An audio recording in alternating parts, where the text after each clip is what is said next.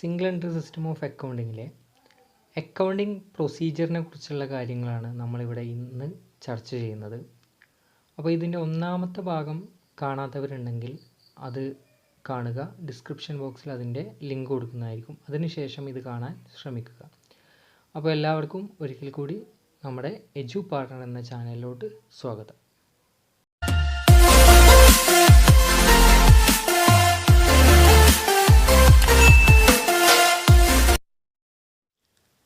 Accounting procedure for ascertainment of profit or loss. രണ്ട് മെത്തേഡാണ് പ്രധാനമായിട്ടുള്ളത്. അതിലൊന്നാമത്തേത് statement of affairs method or capital comparison method. രണ്ടാമത്തേത് conversion method. Capital comparison method എന്ന് പറയുമ്പോൾ രണ്ട് ഡേറ്റിലുള്ള ക്യാപിറ്റലിനെ കമ്പയർ ചെയ്തുകൊണ്ട് നമ്മൾ പ്രോഫിറ്റ് കണ്ടെത്തുകയാണ്. കൺവേർഷൻ മെത്തേഡ് എന്ന് പറയുമ്പോൾ കൺവേർട്ട് ചെയ്യുകയാണ്, മാറ്റം വരുത്തുകയാണ്. സിംഗിൾ എൻട്രി സിസ്റ്റത്തെ ഡബിൾ എൻട്രിയിലോട്ട് കൺവേർട്ട് ചെയ്യുക, മാറ്റുന്നതിനാണ് കൺവേർഷൻ മെത്തേഡ് എന്ന് പറയുക. അത് നമുക്ക് ഡീറ്റെയിൽ ആയിട്ട് നോക്കാം. അപ്പോൾ ആദ്യം നമുക്ക് എന്ത് നോക്കാം? സ്റ്റേറ്റ്മെൻറ്റ് ഓഫ് അഫയേഴ്സ് മെത്തേഡ് നോക്കാം. Statement of affairs method or capital comparison method എന്താണെന്ന് പറയുന്നത് നോക്കാം.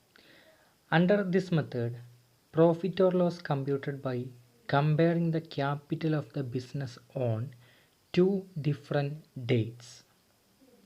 In other words, profit is ascertained by comparing the capital at the beginning and the capital at the end of an accounting period.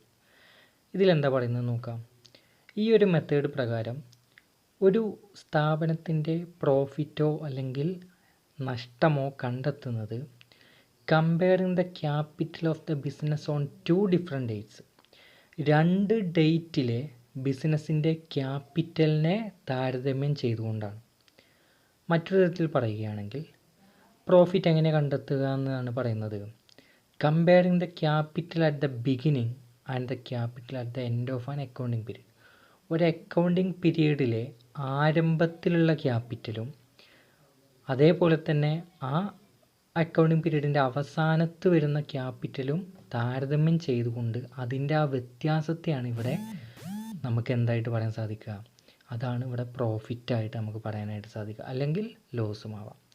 എന്ന് വെച്ചാൽ ചെയ്യുന്നത് എന്താണെന്ന് വെച്ചാൽ ഒരു സ്ഥാപനം അത് ഈ അക്കൗണ്ടിങ് പീരീഡ് തുടങ്ങിയപ്പോൾ എത്രയാണോ അതിന് ക്യാപിറ്റൽ ഉണ്ടായിരുന്നത്, അതേപോലെ തന്നെ അതിൻ്റെ ഈ പീരീഡ് അവസാനിച്ചപ്പോൾ എത്രയാണോ അവർക്ക് ക്യാപിറ്റൽ ഉണ്ടായത്, അതിൻ്റെ ആ വ്യത്യാസമാണ് എന്തെന്ന് പറയാൻ സാധിക്കുക? പ്രോഫിറ്റ് അല്ലെങ്കിൽ ലോസ് എന്ന് പറയും.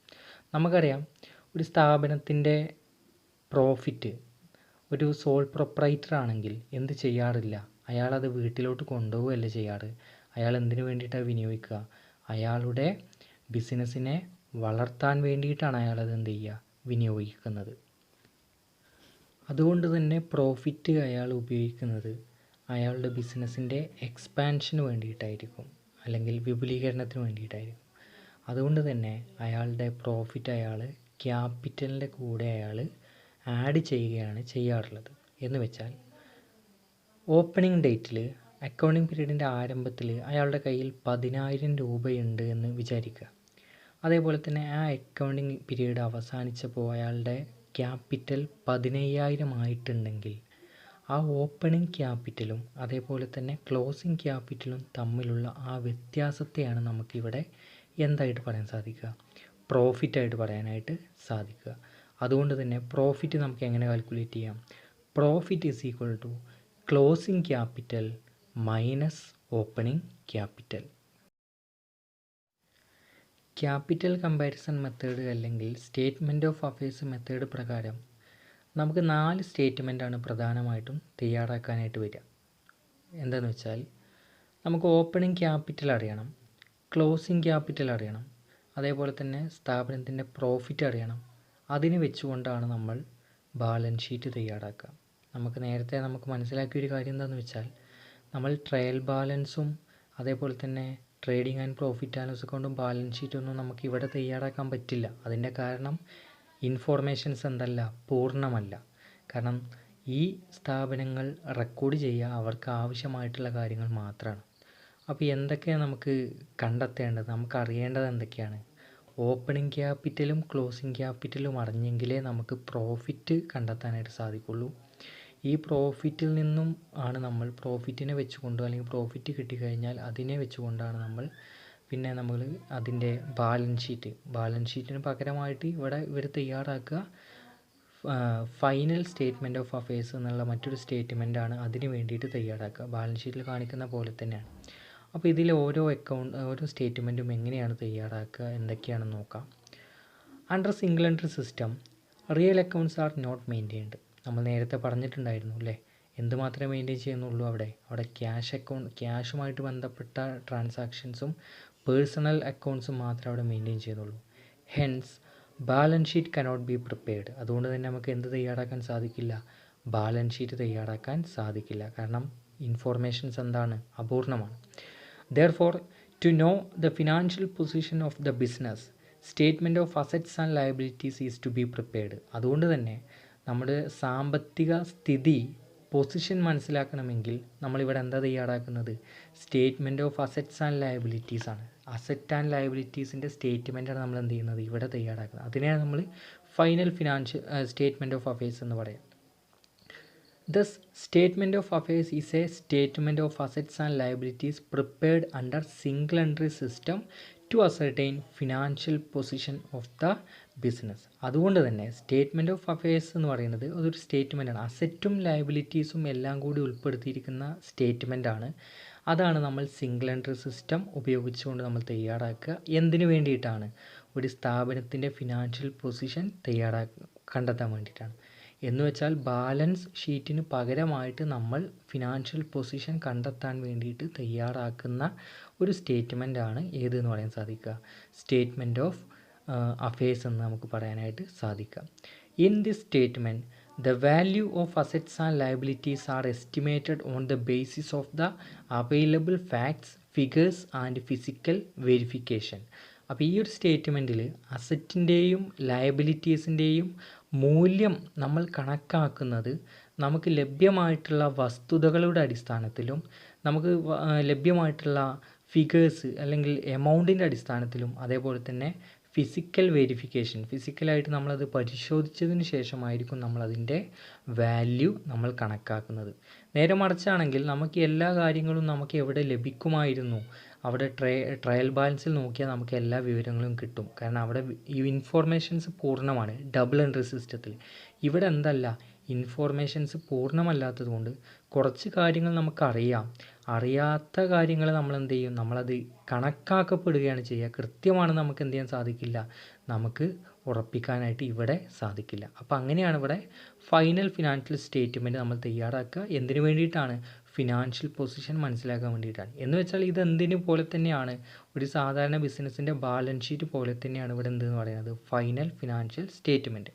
ഇനി നമ്മൾ പറഞ്ഞു നമുക്ക് ഓപ്പണിംഗ് ക്യാപിറ്റൽ അറിയണം. അതിനു വേണ്ടിയിട്ട് ഓപ്പണിംഗ് ക്യാപിറ്റൽ നൽകിയിട്ടില്ലെങ്കിൽ opening statement of affairs is prepared to ascertain opening capital.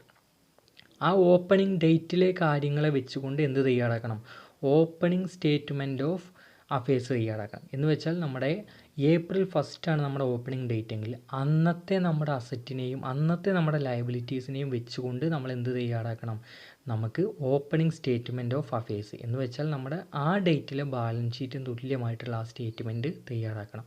നമുക്കറിയാം ബാലൻസ് ഷീറ്റിൽ അസറ്റ് സൈഡിൽ എല്ലാ ടോട്ടൽ അസറ്റുകളും, ലയബിലിറ്റി ലയബിലിറ്റീസും ഉണ്ടാവും, അതേപോലെ തന്നെ ക്യാപിറ്റലും ഉണ്ടാവും. ബാലൻസ് ഷീറ്റ് എപ്പോഴും ഈക്വലാണ് നമുക്കറിയാം. അപ്പോൾ നമുക്കവിടെ ക്യാപിറ്റൽ നൽകിയിട്ടില്ലെങ്കിൽ അത് കണ്ടെത്താൻ വേണ്ടിയിട്ടാണ്. അപ്പോൾ നമ്മൾ എല്ലാ അസറ്റുകളും എന്ത് ചെയ്യും, ടോട്ടൽ ചെയ്യും. അതേപോലെ തന്നെ ലയബിലിറ്റി അറിയുന്നത് അവിടെ എഴുതും. അതിൻ്റെ ആ ബാലൻസ് നമുക്ക് ബാലൻസ് ഷീറ്റ് ഈക്വൽ ആവാതെ, ഇപ്പോൾ അസറ്റ് 10,000 ഉണ്ടെന്ന് വിചാരിക്കുക, ലയബിലിറ്റീസ് 6,000 ഉള്ളൂ. നമുക്കറിയാം അസറ്റിൻ്റെ ടോട്ടൽ തന്നെയാണ് ബാലൻസ് ഷീറ്റിൻ്റെ ടോട്ടൽ.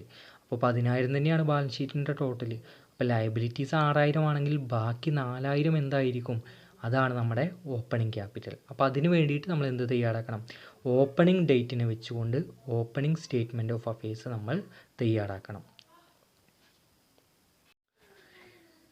ഇനി നമ്മൾ എന്തുകൂടി തയ്യാറാക്കേണ്ടിയിരിക്കുന്നു, ക്ലോസിംഗ് സ്റ്റേറ്റ്മെൻറ്റ് ഓഫ് അഫയേഴ്സ്. അപ്പോൾ അത് എന്തിനു വേണ്ടിയിട്ടൊന്ന് ആലോചിച്ച് നോക്കുക, എന്തിനു വേണ്ടിയിട്ടായിരിക്കും ക്ലോസിംഗ് സ്റ്റേറ്റ്മെൻറ്റ് ഓഫ് അഫയേഴ്സ് തയ്യാറാക്കുക.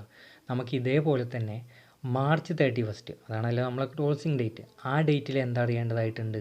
ക്യാപിറ്റൽ അറിയണം. അപ്പോൾ അതിന് വേണ്ടിയിട്ടാണ് അന്ന് വരെയുള്ള അസറ്റിനെയും അന്ന് വരെയുള്ള ലയബിലിറ്റീസിനെയും വെച്ചുകൊണ്ട് നമ്മൾ ക്ലോസിംഗ് സ്റ്റേറ്റ്മെൻറ്റ് ഓഫ് അഫയേഴ്സ് തയ്യാറാക്കുന്നത്. അതിലൂടെ നമുക്ക് എന്തും കണ്ടെത്താനായിട്ട് സാധിക്കും. ഇതേപോലെ തന്നെ നമ്മൾ മുകളിൽ പറഞ്ഞ പോലെ തന്നെ അത് വെച്ചുകൊണ്ട് നമുക്ക് എന്ത് ചെയ്യാം? ക്ലോസിംഗ് ക്യാപിറ്റൽ കണ്ടെത്താനായിട്ട് സാധിക്കും. അവിടെയും അതേപോലെ തന്നെ അസറ്റിനെയും ലയബിലിറ്റീസിനെയും താരതമ്യം ചെയ്യുന്നതിലൂടെ ക്യാപിറ്റൽ നമുക്ക് ലഭിക്കുന്നതായിരിക്കും.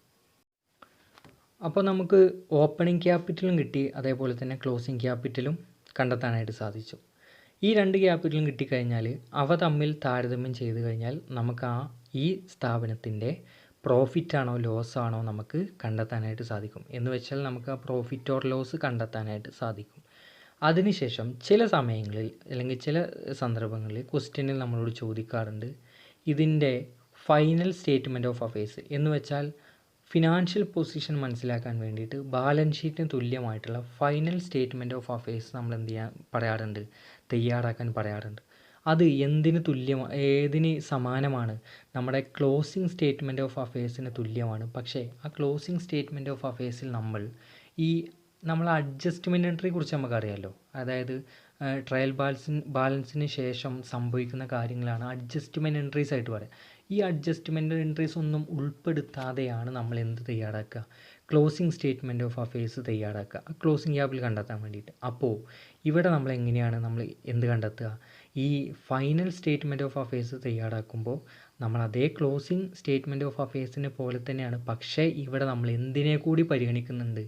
ഈ അഡ്ജസ്റ്റ്മെൻറ്റ് എൻട്രീസിനെ കൂടി പരിഗണിച്ചുകൊണ്ട് ആണ് നമ്മൾ ആ സ്റ്റേറ്റ്മെൻറ്റ് ഓഫ് അഫയേഴ്സ് തയ്യാറാക്കുന്നതെങ്കിൽ അതിനെയാണ് നമ്മൾ ഫൈനൽ സ്റ്റേറ്റ്മെൻറ്റ് ഓഫ് അഫയേഴ്സ് എന്ന് പറയാം. അപ്പോൾ ക്ലോസിംഗ് അഫയേഴ്സിൽ നിന്ന് ചെറിയൊരു വ്യത്യാസമുള്ളൂ. ക്ലോസിംഗ് സ്റ്റേറ്റ്മെൻറ്റ് ഓഫ് അഫയേഴ്സിലൂടെ നമ്മൾ അവിടെ അഡ്ജസ്റ്റ്മെൻ്റ് ഒന്നും എടുക്കുന്നില്ല. ആ ക്ലോസിംഗ് ഡേറ്റിനെ വെച്ചുകൊണ്ടുള്ള ബാലൻസ് മാത്രമേ എടുക്കുന്നുള്ളൂ. പക്ഷേ അഡ്ജസ്റ്റ്മെൻറ്റിനെ കൂടി എന്ന് വെച്ചാൽ ഔട്ട്സ്റ്റാൻഡിങ് എക്സ്പെൻസ് ഉണ്ടാവാം, ഡിപ്രീസിയേഷൻ ഉണ്ടാവാം, അതേപോലെ തന്നെ പ്രൊവിഷൻ ഫോർ ബാഡ് ഡെപ്റ്റ് ഉണ്ടാവാം, പ്രീപെയ്ഡ് എക്സ്പെൻസ് ഉണ്ടാവാം. ഇതെല്ലാം കൂടി പരിഗണിച്ചുകൊണ്ടാണ് നമ്മൾ ആ ബാലൻസ് ഷീറ്റ് തയ്യാറാക്കുന്നതെങ്കിൽ അതിനെയാണ് ഫൈനൽ സ്റ്റേറ്റ്മെൻറ്റ് ഓഫ് അഫയേഴ്സ് എന്ന് പറയാം. ഈ ഫൈനൽ സ്റ്റേറ്റ്മെൻറ്റ് ഓഫ് അഫയേഴ്സ് നമ്മുടെ എന്തിന് തുല്യമാണ്? നമ്മുടെ ബാലൻസ് ഷീറ്റിന് തുല്യമായിരിക്കും. Sometimes students are asked to prepare final statement of affairs. This should be prepared with closing balance of assets and liabilities. നമ്മൾ നേരത്തെ പറഞ്ഞ പോലെ തന്നെ ക്ലോസിംഗ് ബാലൻസ് കൊണ്ടാണ്, അസറ്റിൻ്റെയും ലയബിലിറ്റീസിൻ്റെയും ക്ലോസിംഗ് ബാലൻസ് കൊണ്ടാണ്. This is prepared after taking into consideration depreciation, provision for doubtful ഡെപ്റ്റ്, outstanding expense, prepaid expense etcetera.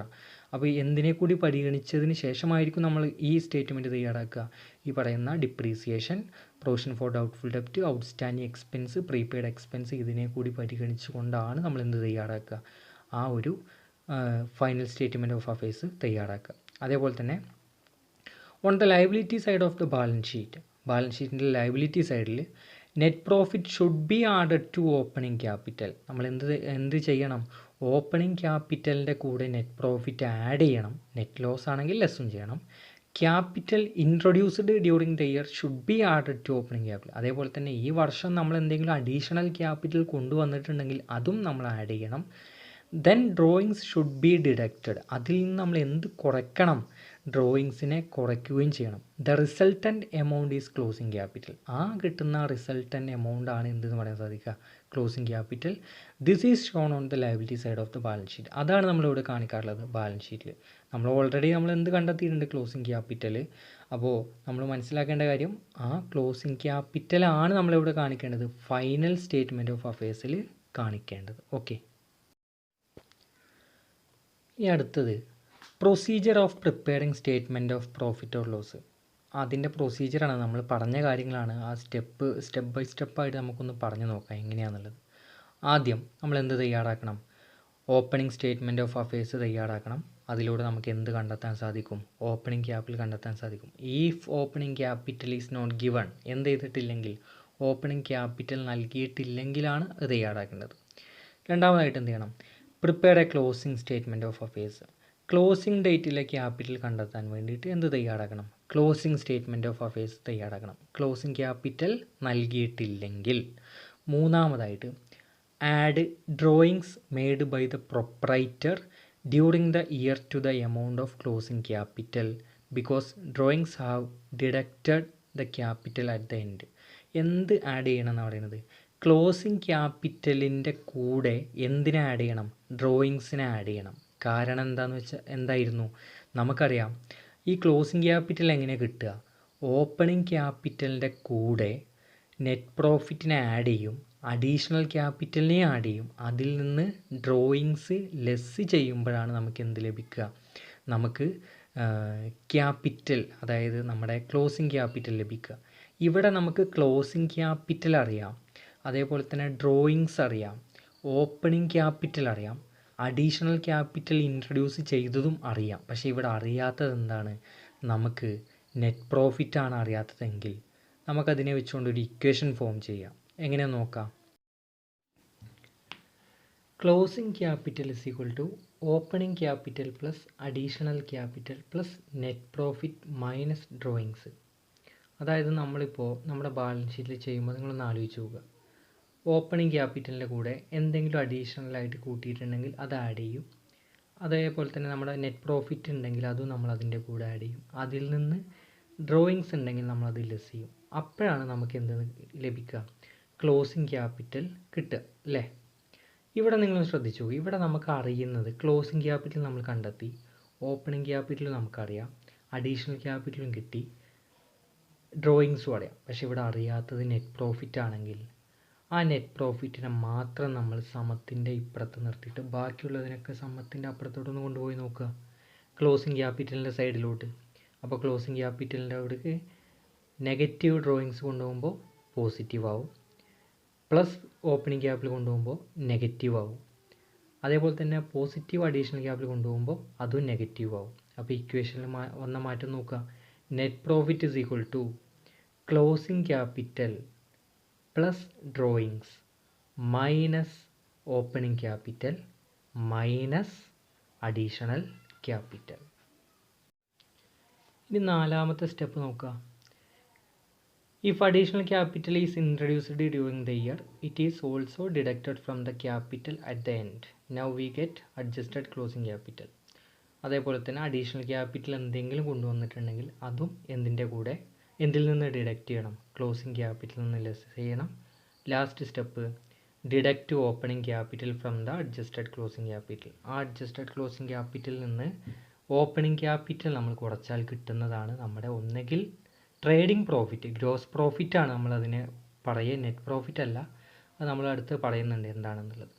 അപ്പോൾ നമ്മൾ മനസ്സിലാക്കേണ്ടത് 5 സ്റ്റെപ്പായിട്ട് പറഞ്ഞപ്പോൾ ഓപ്പണിംഗ് സ്റ്റേറ്റ്മെൻറ്റ് ഓഫ് അഫയേഴ്സ് തയ്യാറാക്കണം, ഓപ്പണിംഗ് ക്യാപിറ്റൽ നമുക്കറിയില്ലെങ്കിൽ. ക്ലോസിംഗ് സ്റ്റേറ്റ്മെൻറ്റ് ഓഫ് അഫയേഴ്സ് നമ്മൾ തയ്യാറാക്കണം, ക്ലോസിംഗ് ക്യാപിറ്റൽ കണ്ടെത്താൻ വേണ്ടിയിട്ട്.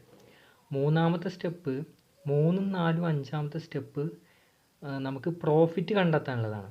അതായത് ക്ലോസിംഗ് ക്യാപിറ്റൽ, ഈ ക്ലോസിംഗ് ക്യാപിറ്റലിൽ നിന്ന് നേരെ ഓപ്പണിംഗ് ക്യാപിറ്റൽ കുറച്ചാൽ കിട്ടുന്നതല്ല പ്രോഫിറ്റ്. നേരെ മറിച്ച് ചിലപ്പോൾ ബിസിനസ്സിൻ്റെ ഇടപാടുകളിൽ ഡ്രോയിങ്സോ അഡീഷണൽ ക്യാപിറ്റലോ കൊണ്ടുവന്നിട്ടുണ്ടെങ്കിൽ അത് നമ്മൾ ഈ മുകളിൽ പറഞ്ഞിരിക്കുന്ന സ്റ്റേറ്റ്മെൻറ്റ് നമ്മൾ ചെയ്തിട്ടില്ലായിരിക്കും. അതുകൊണ്ട് അതിനെ കൂടി ഉൾപ്പെടുത്താൻ വേണ്ടിയിട്ടാണ് നമ്മൾ എന്ത് ചെയ്തത്, ഈ പറയുന്ന ആ ക്ലോസിംഗ് സ്റ്റേറ്റ്മെൻറ്റ് ഓഫ് അഫയേഴ്സ് തയ്യാറാക്കിയപ്പോൾ കിട്ടിയിട്ടുള്ള ക്ലോസിംഗ് ക്യാപിറ്റലിൻ്റെ കൂടെ ഡ്രോയിങ്സ് ആഡ് ചെയ്തു, അതിൽ നിന്ന് ഓപ്പണിംഗ് ക്യാപിറ്റലും അഡീഷണൽ ക്യാപിറ്റലും കൂടി കുറച്ചാൽ കിട്ടുന്നതാണ് നമ്മുടെ gross profit. Proforma of statement of profit or loss. ഇനി അതിൻ്റെ ആ ഒരു സ്റ്റേറ്റ്മെൻറ്റ് ഓഫ് പ്രോഫിറ്റ് ഓർ ലോസിൻ്റെ ഒരു ഫോമാണ്, എങ്ങനെയാണെന്ന് വരിക എന്നുള്ളതാണ്. നമ്മൾ നേരത്തെ പറഞ്ഞ പോലെ തന്നെ ക്ലോസിംഗ് ക്യാപിറ്റൽ, നമുക്ക് തന്നിരിക്കുന്ന ക്ലോസിംഗ് ക്യാപിറ്റൽ അല്ലെങ്കിൽ നമ്മൾ കണ്ടെത്തിയിരിക്കുന്ന ക്ലോസിംഗ് ക്യാപിറ്റലിൻ്റെ കൂടെ എന്ത് ആഡ് ചെയ്തു, ഡ്രോയിങ്സ് ആഡ് ചെയ്തു. അപ്പോൾ നമുക്കൊരു തുക കിട്ടി അല്ലേ, നിങ്ങൾക്ക് നോക്കിയാൽ മനസ്സിലാവും. ക്ലോസിംഗ് ക്യാപിറ്റലിൻ്റെ കൂടെ എന്ത് ആഡ് ചെയ്തു, ഡ്രോയിങ്സ് ആഡ് ചെയ്തു. അതിൻ്റെ ഇക്വേഷൻ വെച്ച് നമ്മൾ പറഞ്ഞിട്ടുണ്ട് എങ്ങനെയാണ് അത് ആഡ് ചെയ്യാനുള്ള കാരണം വെച്ചിട്ട്. അതിൽ നിന്ന് നമ്മൾ എന്തൊക്കെ ലെസ് ചെയ്യണം, ലെസ് അഡീഷണൽ ക്യാപിറ്റൽ നമ്മൾ കുറച്ചു. അപ്പോൾ നമുക്ക് എന്ത് കിട്ടി, അഡ്ജസ്റ്റഡ് ക്ലോസിംഗ് ക്യാപിറ്റൽ നമുക്ക് ലഭിച്ചു, അഡ്ജസ്റ്റഡ് ക്ലോസിംഗ് ക്യാപിറ്റൽ. അപ്പോൾ ക്ലോസിംഗ് ക്യാപിറ്റലിൻ്റെ കൂടെ ഡ്രോയിങ്സ് ആഡ് ചെയ്തു, അത് ആഡ് ചെയ്തപ്പോൾ അതിൽ നിന്ന് അഡീഷണൽ ക്യാപിറ്റൽ കൂടി കുറച്ചപ്പോൾ നമുക്ക് എന്ത് കിട്ടി, അഡ്ജസ്റ്റഡ് ക്ലോസിംഗ് ക്യാപിറ്റൽ കിട്ടി. അതിൽ നിന്ന് ഓപ്പണിംഗ് ക്യാപിറ്റൽ നമ്മൾ കുറച്ചു, അപ്പോൾ നമുക്ക് എന്ത് കിട്ടി, അതാണ് profit made during the year എന്ന് വെച്ചാൽ ഗ്രോസ് പ്രോഫിറ്റ് നമുക്ക് എന്ത് കിട്ടിയിട്ടുണ്ട്. അത് ഗ്രോസ് പ്രോഫിറ്റ് ആണ്, അല്ലെങ്കിൽ നമ്മുടെ ട്രേഡിംഗ് പ്രോഫിറ്റ് ആണ്. നെറ്റ് പ്രോഫിറ്റാണ് നമുക്ക് അറിയേണ്ടത്. അപ്പോൾ അതിന് വേണ്ടിയിട്ട് എന്തൊക്കെ ഇനി ക്വസ്റ്റ്യനിൽ കുറച്ച് ഇൻഫോർമേഷൻസ് കൂടി നൽകിയിട്ടുണ്ടെങ്കിൽ, അതായത് ഡിപ്രീസിയേഷനെ കുറിച്ചോ പ്രൊവിഷൻ ഫോർ ബാഡ് ഡെപ്റ്റിനെ കുറിച്ചോ ഔട്ട്സ്റ്റാൻഡിങ് എക്സ്പെൻസിനെ കുറിച്ചൊക്കെ ഇൻഫോർമേഷൻസ് ഉണ്ടെങ്കിൽ അതും കൂടി അഡ്ജസ്റ്റ് ചെയ്തെങ്കിലേ നമ്മുടെ യഥാർത്ഥ പ്രോഫിറ്റിലോട്ട് എത്തുള്ളൂ. അങ്ങനെയാണെങ്കിൽ ഗ്രോസ് പ്രോഫിറ്റിൽ നിന്ന് ഡിപ്രീസിയേഷൻ നമുക്കറിയാം അതൊരു എക്സ്പെൻസ് ആയിട്ടാണ് പരിഗണിക്കുക. അപ്പോൾ വീണ്ടും പ്രോഫിറ്റിനെ കുറയ്ക്കുന്ന കാര്യമായതുകൊണ്ട് ഡിപ്രീസിയേഷൻ ലെസ് ചെയ്തു. പ്രൊവിഷൻ ഫോർ ബാഡ് ഡെപ്റ്റ്, നിലവിലുള്ള ബാഡ് ഡെപ്റ്റ് ചിലപ്പോൾ കിട്ടാതിരിക്കാം, നഷ്ടപ്പെടാനുള്ള ചാൻസ് ഉണ്ട്. അപ്പോൾ ലോസ് ആവാനുള്ള ചാൻസ് ഉണ്ടെന്ന് മുൻകൂട്ടി കണ്ടുകൊണ്ട് ആ തുകയും മാറ്റി വെക്കണം. അപ്പോൾ അതും നമ്മൾ എന്ത് ചെയ്തു, കുറച്ചു. ഔട്ട്സ്റ്റാൻഡിങ് എക്സ്പെൻസ് ഇനിയും എന്ത് ചെയ്തിട്ടില്ല, കൊടുത്തിട്ടില്ല. അപ്പോൾ അതും നമ്മളെ സംബന്ധിച്ചിടത്തോളം കൊടുക്കേണ്ടതാണ്, ഇൻകത്തെ കുറയ്ക്കുന്ന കാര്യമാണ്. അപ്പോൾ ഈ 3 കാര്യങ്ങളാണ് ഗ്രോസ് പ്രോഫിറ്റിൽ നിന്ന് ലെസ് ചെയ്ത്. ഇനി നിങ്ങൾ ക്വസ്റ്റ്യൻ നോക്കണം, വേറെ ഏതെങ്കിലും ഐറ്റം അത് എക്സ്പെൻസ് ആയിട്ട് നമുക്ക് അറിയാവുന്ന ഐറ്റം ആണെങ്കിൽ, അല്ലെങ്കിൽ നമ്മൾ കേട്ട് കണ്ടിട്ടുള്ള ഐറ്റം തന്നെയായിരിക്കും, അത് ആ ഐറ്റം ഒക്കെ ആണെങ്കിൽ അതും എന്ത് ചെയ്യണം, ലെസ് ചെയ്യണം.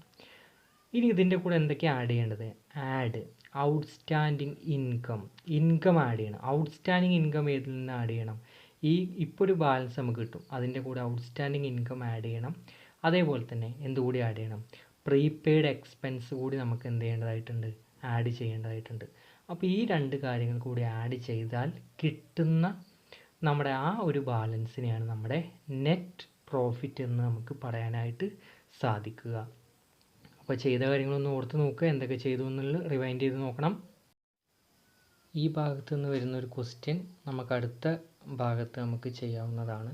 ഇത് അത്യാവശ്യം ലെങ്ത് ആയതുകൊണ്ട് ഇവിടെ ആവർത്തിക്കുന്നില്ല. അടുത്ത പാർട്ട് 3ൽ അതിൻ്റെ ഭാഗം നമുക്ക് ഒരു ക്വസ്റ്റ്യൻ നമ്മൾ എന്തായാലും ചെയ്യും. ഓക്കെ, എല്ലാവർക്കും പാഠഭാഗങ്ങൾ മനസ്സിലായി എന്ന് വിശ്വസിക്കുന്നു. അതേപോലെ തന്നെ ഒരു കാര്യം പറയാനുള്ളത് എന്താണെന്ന് വെച്ചാൽ, നിങ്ങൾ നിർബന്ധമായിട്ടും നിങ്ങളുടെ അഭിപ്രായങ്ങൾ കമൻറ്റ് ബോക്സിൽ രേഖപ്പെടുത്തുക. എങ്കിലേ എനിക്ക് മനസ്സിലാവുള്ളൂ നിങ്ങൾക്ക് എന്തൊക്കെയാണ് ഈ ഭാഗങ്ങൾ മനസ്സിലായിട്ടുണ്ടോ ഇല്ലയോ, അല്ലെങ്കിൽ എന്ത് മാറ്റമാണ് വരുത്തേണ്ടത് എന്നുള്ളത് മനസ്സിലാക്കാൻ സാധിക്കുള്ളൂ. അപ്പോൾ നിർബന്ധമായിട്ട് നിങ്ങൾ എന്ത് ചെയ്യണം, നിങ്ങളുടെ അഭിപ്രായങ്ങൾ വിമർശനങ്ങൾ എന്തും ആയിക്കോട്ടെ അത് കമൻ്റായിട്ട് നിങ്ങളവിടെ രേഖപ്പെടുത്തുക. അതേപോലെ തന്നെ വീഡിയോ നിങ്ങൾക്ക് ഇഷ്ടപ്പെടുന്നുണ്ടെങ്കിൽ നിങ്ങളത് ലൈക്ക് ചെയ്യണം, അതേപോലെ തന്നെ ഷെയർ ചെയ്യുക. വീണ്ടും ഇങ്ങനെയുള്ള വീഡിയോ കാണാനും അതേപോലെ തന്നെ ഇങ്ങനെയുള്ള ഞങ്ങളെ പ്രോത്സാഹിപ്പിക്കാൻ വേണ്ടിയിട്ട് എന്ത് ചെയ്യണം, സബ്സ്ക്രൈബ് ചെയ്യുക. ഓക്കെ, വീഡിയോ കണ്ടതിന് എല്ലാവർക്കും ഒരിക്കൽ കൂടി നന്ദി അറിയിക്കണം. Thank you. ഈ ചാപ്റ്ററിൻ്റെ പാർട്ട് 1 കാണാത്തവർക്കായിട്ട് അതിൻ്റെ ലിങ്ക് ഡിസ്ക്രിപ്ഷൻ ബോക്സിൽ കൊടുക്കുന്നതാണ്. അതും കൂടി ഒന്ന് വാച്ച് ചെയ്യുക, എന്നിട്ട് ഈ വീഡിയോ ഒന്ന് കണ്ടു നോക്കുക. അപ്പോൾ നിങ്ങൾക്ക് ഒന്നും കൂടി കൂടുതലായിട്ട് കാര്യങ്ങൾ മനസ്സിലാക്കാവുന്നതായിരിക്കും.